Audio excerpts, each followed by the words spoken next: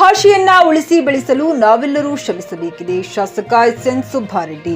ಚಿಕ್ಕಬಳ್ಳಾಪುರ ಜಿಲ್ಲೆ ಗುಡಿಬಂಡೆ ತಾಲೂಕು ಕೇಂದ್ರವಾದ ಗುಡಿಬಂಡೆ ಪಟ್ಟಣದ ಟಿಪಿ ಕೈಲಾಸಂ ರಂಗಮಂದಿರ ಆವರಣದಲ್ಲಿ 7ನೇ ತಾಲೂಕು ಕನ್ನಡ ಸಾಹಿತ್ಯ ಸಮ್ಮೇಳನ ಏರ್ಪಡಿಸಲಾಗಿತ್ತು.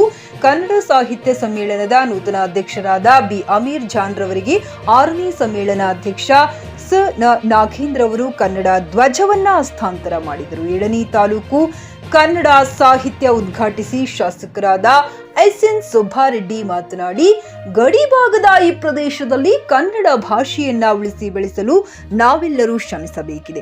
ಹಾಗೆಯೇ ಪ್ರತಿಯೊಬ್ಬರು ಪುಸ್ತಕವನ್ನ ಓದುವ ಅಭ್ಯಾಸ ರೂಢಿಸಿಕೊಳ್ಳಬೇಕೆಂದು ತಿಳಿಸಿದರು. ಜೆಎನ್ ಕೃಷ್ಣಾರೆಡ್ಡಿ, ಚಿಕ್ಕಿ ನ್ಯೂಸ್ ಕನ್ನಡ, ಗುಡಿಬಂಡೆ. ನೀವು ನಾವೆಲ್ಲ ಸೇರಿ ಈ ಭಾಗದಲ್ಲಿ ಒಳ್ಳೆ ಶೈಕ್ಷಣಿಕವಾಗಿ ಪ್ರಗತಿ ಸಾಧಿಸಬೇಕು ಅಂತ ಅನೇಕ ಸಲ ನನ್ನಲ್ಲಿ ಮಾತನಾಡಿ ಬಾಗೇಪಲ್ಲಿ ಕಾಲೇಜ್ ಬಗ್ಗೆ ಅತಿ ಮುತುವರ್ಜಿ ವಹಿಸಿ ಪ್ರೀತಿ, ಯಾಕಂದ್ರೆ ಬಡ ಮಕ್ಕಳಿಗೆ ಪ್ರೀತಿ ಇರುವಂತಹ ವ್ಯಕ್ತಿ. ಅದರಿಂದ ಅವರು ಇವತ್ತು ಸಮ್ಮೇಳನ ಅಧ್ಯಕ್ಷರಾಗಿರೋದು. ನಂಗಂತ ಓದಿ ಅರ್ಥ ಮಾಡ್ಕೊಳ್ತೀವೋ ಅದು ಜೀವನ ಪರ್ಯಂತ ಇರುತ್ತೆ.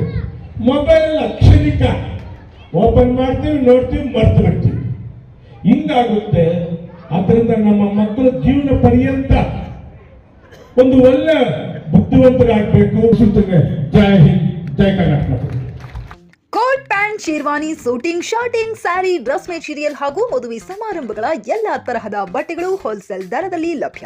ಹಾಗಿದ್ರೆ ಎಂದೇ ಭೇಟಿ ನೀಡಿ ಆರ್ಕೆ ಫ್ಯಾಷನ್ ಕಲೆಕ್ಷನ್, ಬಸ್ ನಿಲ್ದಾಣ ಎದುರುಗಡೆ, ಹುಮ್ನಾಬಾದ್. ಹೆಚ್ಚಿನ ಮಾಹಿತಿಗಾಗಿ ಸಂಪರ್ಕಿಸಿ 8660601957.